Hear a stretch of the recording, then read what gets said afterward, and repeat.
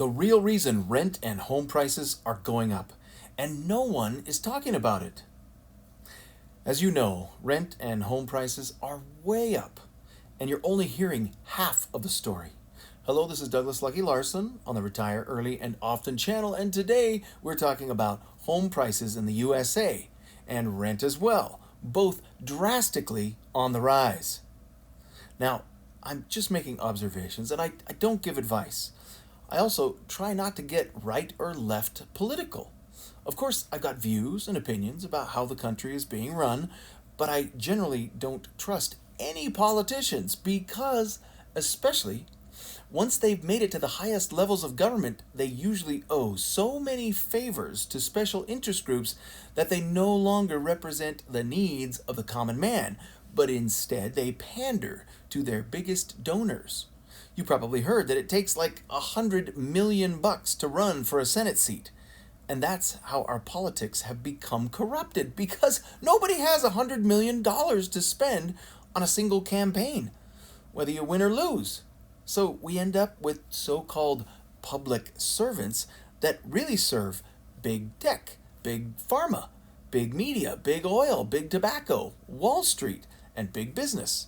And let's not forget big banks, and there are many other big and small interest groups that push and pull on the levers of government, and only once in a while do their goals align with yours or mine. I only mention this because some of you are thinking that I'm going to get political here or I'm picking a side, but I'm just trying to report the facts so that we can understand what's really going on. Again, this is the Retire Early and Often channel, but a big part of becoming financially free is understanding what's going on around us so that you can make the best decisions for you and for your needs and for your family. Now, there are many articles like the ones that we'll discuss that talk about some obvious reasons for rent and home price increases, but as you will see toward the end of this video, they're not talking about the biggest reason of all. Hello? Now, on this article from CNet-Money about home prices, they certainly cover the basics, so let's look at these things. First, in the title, home prices will keep going up in 2022, and they tell you that they're going to give you some things that you can do about it. What they give you is some just okay advice, but let's talk about the things they've come up with. The 6 reasons that housing prices keep rising. And they've got these right. All right. Continuing supply chain disruptions. That's number 1. And let's read this little part of the story right here.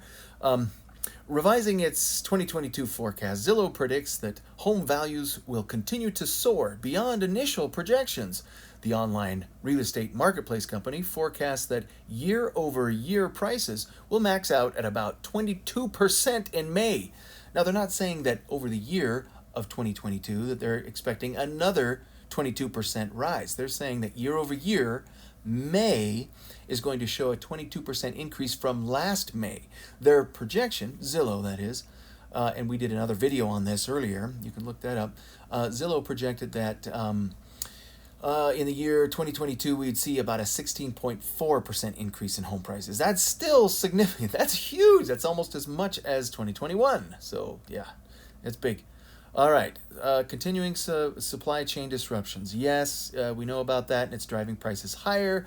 And whether it's my 2x4s that are now $8 each at Home Depot or Lowe's, or sheetrock, or sheeting, or roofing supply, whatever it is, labor. Oh my goodness, yeah, that's not a part of the supply chain. In the price of materials, but it's still a big part. Anyway. That's a part of it. Number 2, low existing home inventory. Yes, low. And we're going to talk about the real reasons why in just a bit. 3, home sellers feel stuck. Yeah, well, if you were locked in at a very low interest rate because you got a refi last year, and then on top of that, you're seeing new and higher prices and higher interest rates, yeah, you might feel stuck in your place. That's what it's talking about here. Number 4, homeowners are tapping their equity and staying put. Yes, so they did refi and they pulled out some equity. And they're using that money to improve their home, perhaps, in a way that makes more sense than simply moving to something else and then maybe even having to fix that up too with a higher mortgage. But yeah, if you've tapped out your equity, then why not stay put? 5, rising interest rates. Yes, we've already discussed that. Recently, they surpassed 4%. And yeah, here we are, mid-March, and a lot of people believe that interest rates will continue to rise. Maybe they'll peak out at 4.5% for a 30-year fixed. Maybe they'll get up to 5%. But again, if you've locked in at a very low interest rate, you're not likely to, run out and get a higher price home and a higher interest rate as well. Now, I believe that we're going to see continuing changes in the mortgage industry, and it may be 3-1 ARMs or 5-1 ARMs or 7-1 ARMs, adjustable rate mortgages, that become more and more popular, just like we saw running up to the 2006 and 7 peak that we had a few years ago. But there's always ways that bankers and politicians can play with down payments and qualifications and interest rates to create, desirable loan products that will continue to drive prices higher. All right, number 6, renting is not getting any cheaper. Yes, we'll talk about that on the next slide. And yes, that plays a part. And everybody is always asking. Yes, home prices and the mortgage that I pay every month is high. But how does that compare to rent? If my rent has gone up, and in some areas 30, 40%, and so you're looking at a monthly rent payment that you're just flushing down the toilet, making some landlord rich. Thank you. But you're paying $25, maybe $3,000 a month in rent. You're thinking, what can I buy for that kind of a payment? And yes, you have to make that comparison. So let's go on to the next slide. What about rents? Let's take a look at some of these things really close. And can you guess what the thing is that they didn't mention on the last slide? What is number 7 that should have been on that list but was not on that list? I bet you can't guess it. Well, it's pretty obvious. It's in front of your face, and the media talks about it sometimes, but not as much as they should, and certainly not in relationship to housing. But let's take a look here. Rents. Rents rose an average of 14% last year to about $1,877 a month, with cities like Austin, New York, Miami notching increases as much as 70%, according to real estate firm Redfin. Americans expect that rents will continue to rise by about 10% this year. Wow, that's pretty high. So if you're already paying $1,800 or $2,000, your $2,000 a month rent payment is likely to go up to $2,200.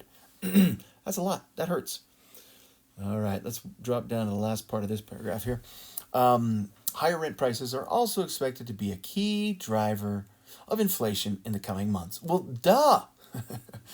Housing costs make up a third of the U.S. Consumer Price Index, which is calculated based on the going rate of home rentals.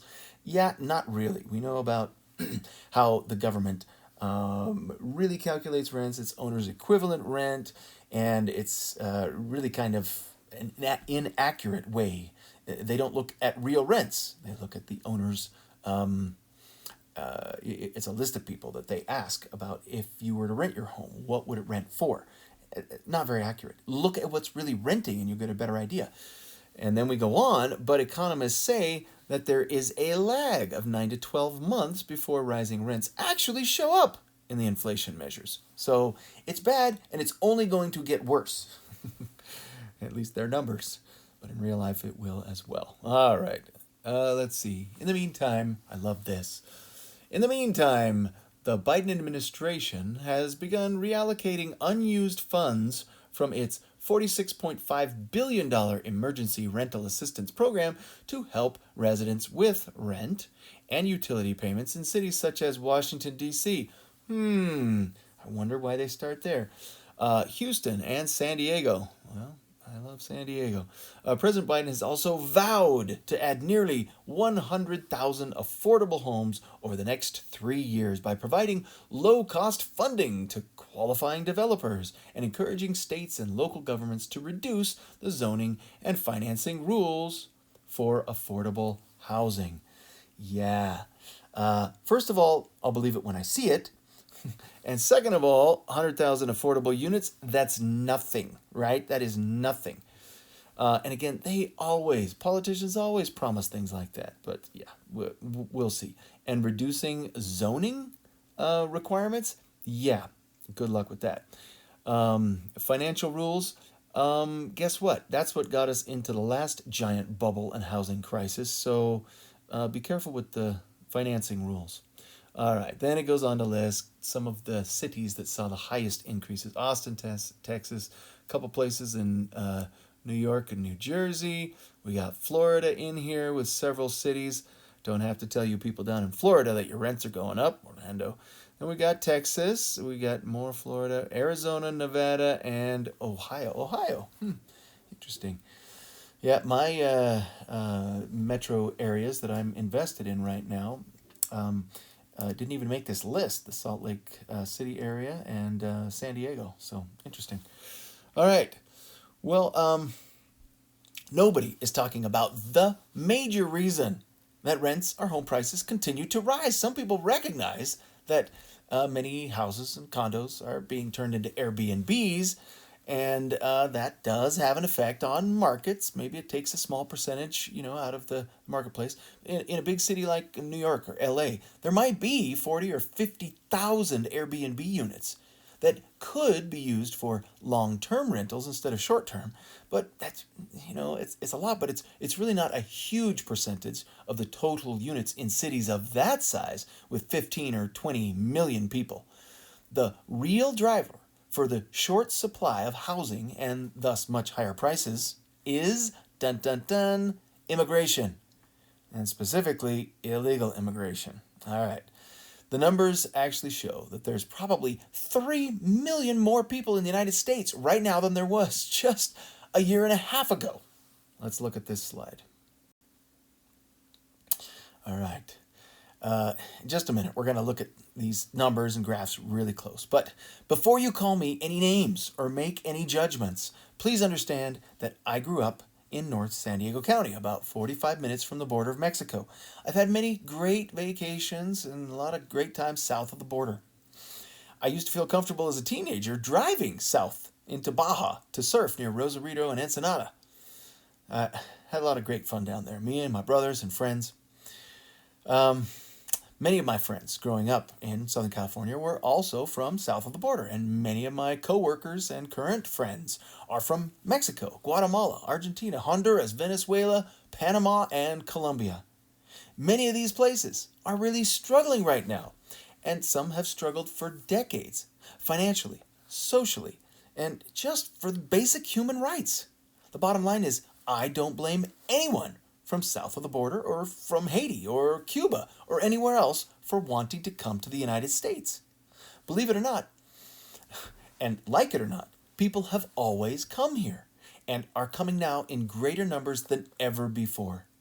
The best guesses are that since Joe Biden took office, about 3 million more immigrants have come into the U.S., and the year 2022 is on track for another 1.5 to 2 million people.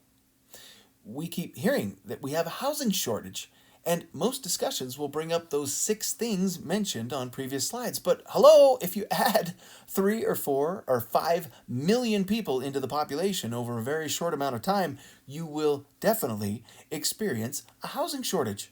Because guess what? People prefer to live indoors. Now, the growing homeless populations prove that not everybody does want to live indoors or is able to, but most people all across the world want clean and safe shelter above almost anything else. Each time one of my rentals comes vacant and the application and screening process begins, I see many people and families who are undocumented. Some have friends and family that would like to all move in together to share expenses. Understandably. I have rented to some of these great and hardworking people, and they have paid rent every single month. And once again, when more people are coming in and competing for the same resources, whether it's food or cars or housing, well, guess what? The availability goes down and prices get driven up, especially in the lower end of the real estate market. Here's the thing. It's not changing anytime soon. Now, please, don't call me a racist because I'm not. I even have a beautiful adopted daughter that has a really good tan. Okay? Also, don't think that I'm unaware of the real problems with such an open border. Yes, there are drugs, and there's human trafficking, and gang members, and even true terrorists that are all very real. And it's an ever increasing problem. Again, I lived most of my life less than an hour from the Mexican border. These things are not new to me. You can vote for change if you want change. And in the meantime, just understand that a huge part of the supply-demand challenge for housing is the huge population surge that we will continue to see. Let's look at some of these real numbers in this paragraph and on these graphs here.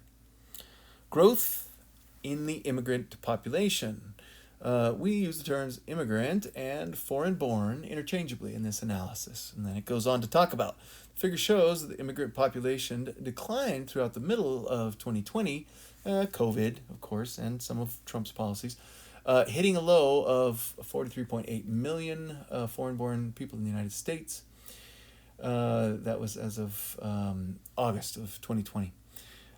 Then in later that year, the foreign-born population has since rebounded, increasing by 2.8 million people to 46.6 million by January of this year. This year meaning 2022.